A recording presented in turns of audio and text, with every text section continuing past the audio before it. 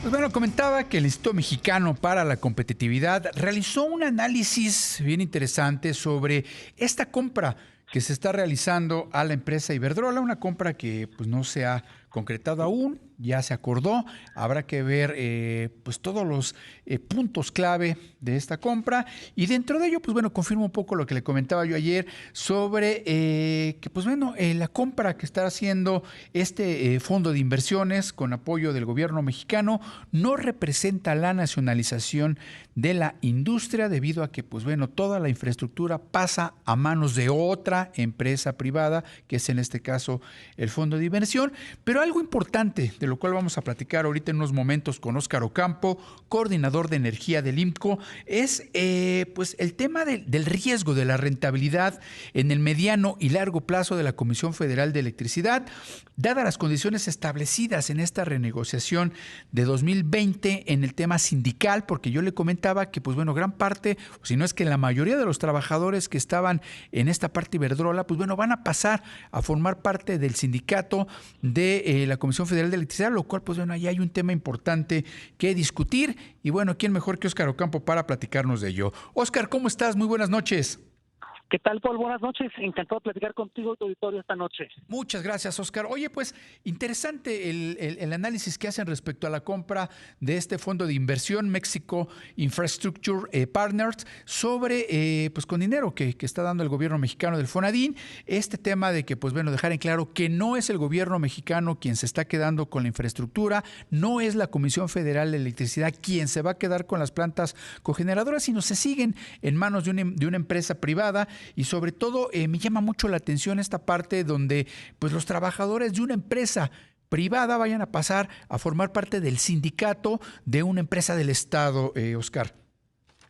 Así es, bueno, lo primero que es muy importante subrayar es que, como bien mencionas, no se trata de una nacionalización o una nueva nacionalización de la industria eléctrica, sino se trata de una compraventa de una empresa privada a otra empresa privada. O sea, legalmente estamos hablando de una transacción entre privados, que es Iberdrola vendiendo una canasta de 13 centrales eléctricas a Mexico Infrastructure Partners, ¿no?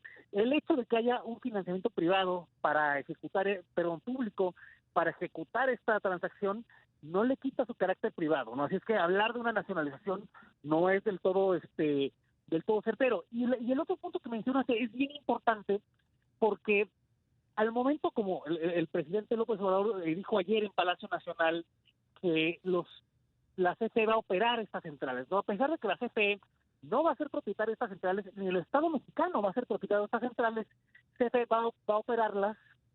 ¿Y qué implica eso? ¿Cuál es la implicación de ello? Bueno, que los trabajadores de CFE o los trabajadores de estas centrales van a pasar a ser trabajadores de la CFE y por ende tendrían que ser parte del contrato colectivo de trabajo, que recordemos que la renegociación de 2020 elevó de forma muy importante el pasivo laboral en su momento. Estamos hablando de que de golpe lo elevó en más de 100 mil millones de pesos en el largo plazo, ¿no? Así es que el agregar los empleados de estas 13 centrales a ese contrato colectivo de trabajo, pues al final del día va a implicar un costo laboral mucho mayor para este universo de las nuevas centrales que están adquiriendo, y eso sí podría tener implicaciones negativas en la rentabilidad en el mediano y largo plazo de este paquete de centrales.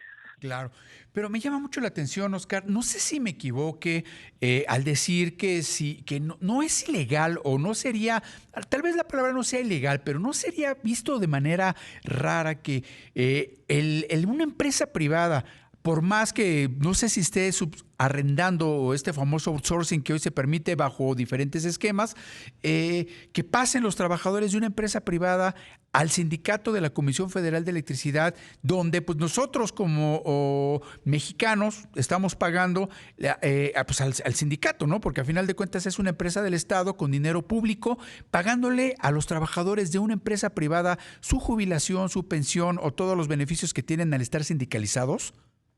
Al final del día eso sí puede presionar la hoja de resultados de la Comisión Federal de Electricidad, sin lugar a dudas, pero en el fondo se trata de centrales que en su mayoría 10 de las 13 centrales operan al día de hoy como productores independientes de energía, es decir, centrales que venden toda su producción a la Comisión Federal de Electricidad y que son parte de la matriz de generación de la CFE, ¿no? Estas centrales ya forman parte por ejemplo, cuando se habla que vamos a pasar de 39 a 55% de participación de mercado de Comisión Federal de Electricidad en la generación eléctrica, al final del día CFE ya tiene ese mercado y no solamente eso, su participación real es mucho más alta porque los productores independientes de energía ya son parte jurídicamente, contablemente, de los activos, de los pasivos de la Comisión Federal de Electricidad. Así es que en ese sentido tampoco sería tan raro que CFE operara esas centrales porque ya tienen una relación muy estrecha y donde CFE ejerce ya un control desde que existen estas centrales sobre su operación, sobre el despacho de estas centrales. CFE, recordemos, es quien representa en el mercado eléctrico mayorista estas centrales. Así es que, bueno, por esa parte no tendría que ser tan extraño. Lo que sí es, podría ser un problema es la parte de incrementar el costo laboral, lo cual sí podría poner en riesgo la rentabilidad, la viabilidad financiera de estas centrales. Claro, y que lo hemos visto a lo largo de los últimos años, Oscar. Si vemos los resultados financieros de la Comisión Federal de Electricidad, pues han sido años malos los que llevamos desde que la Comisión Federal pasó a cargo de la nueva administración. Ha habido resultados malos, no hay ganancias, inclusive el gobierno ha tenido que estar subsidiando a la empresa para poder salir adelante porque la empresa pues no da una. La parte del subsidio es para compensar las pérdidas que tiene la compensación es por el subsidio eléctrico, ¿no? Que al final eso es correcto porque si a CFE se le está mandatando vender energía subsidiada, es correcto que Hacienda le compense al menos una parte de esa pérdida por subsidio. Pero lo que mencionas es completamente cierto. Entre 2016 y 2019, la Comisión Federal de Electricidad operó con utilidades muy importantes. En 2020 tuvo pérdidas por la única razón de esa renegociación del contrato colectivo de trabajo que mencionábamos hace unos minutos. 2021 tuvo pérdidas en buena medida porque no estaba bien cubierto con instrumentos financieros a las fluctuaciones en el precio del gas natural. Se viene una onda fría en Texas y bueno, eso representó para CFE pérdidas muy significativas. Y 2020 siguió operando con pérdidas, ¿no? 2022 cerró con una pérdida de 39 mil millones de pesos, ¿no? Cosa que, una parte se le puede achacar al alza en el costo de los combustibles, por ejemplo, la invasión en Ucrania, etcétera, pero la realidad es que CFE no es justificable que opere con pérdidas. Una empresa como CFE, a diferencia de Pemex, que tiene una situación mucho más compleja, una empresa como CFE tendría que reportar utilidades prácticamente año con año. Cosa que no hemos visto, Oscar.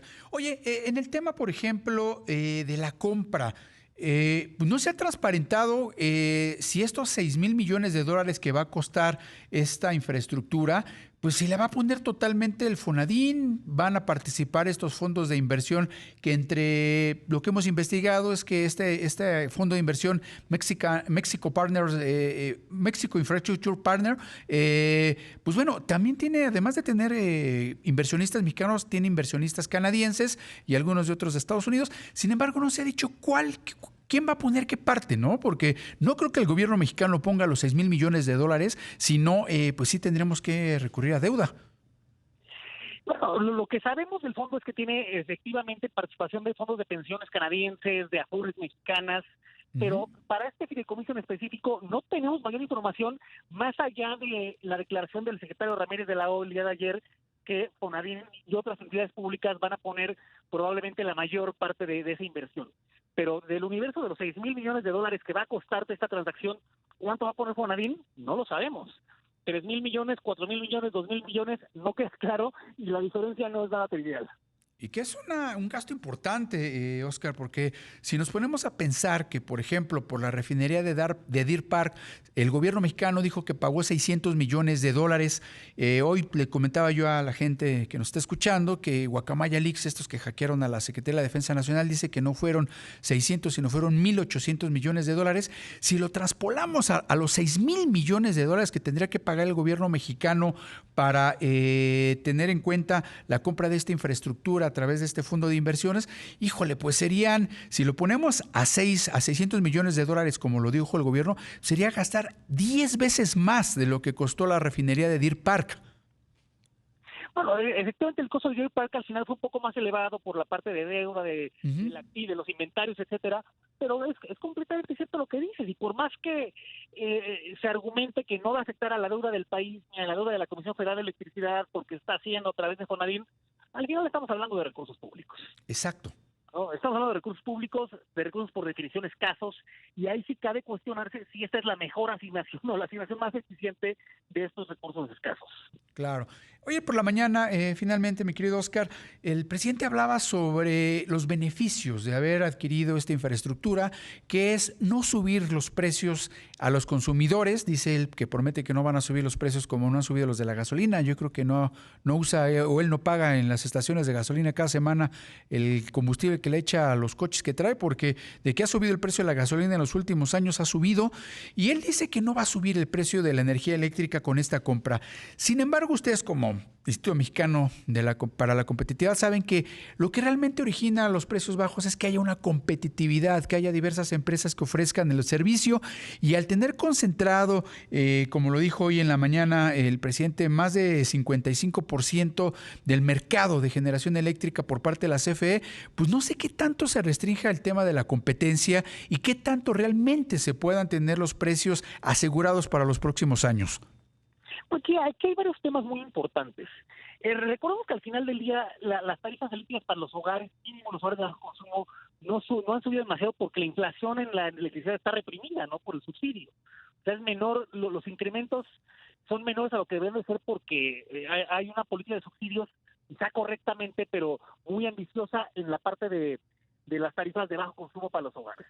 Ese es el primer punto. El segundo punto es el precio, el principal componente que causa las fluctuaciones del costo de generación, especialmente de este tipo de centrales de ciclo combinado, que son 12 de las 13 que está adquiriendo este fondo, es el precio del gas natural, cosa que está completamente fuera de las manos del gobierno federal controlar, ¿no? Y en tercer lugar, CFE no está incrementando su porcentaje de generación porque 10 de las 13 centrales que están adquiriendo operan como productores independientes de energía que venden toda su producción a la CFE, que forman parte de la matriz de generación de la CFE y que llevan formando parte de la CFE toda su vida útil. Claro. Oscar, se me va a acabar el tiempo, pero te prometo que te echo una llamadita la próxima semana para platicar más de este tema.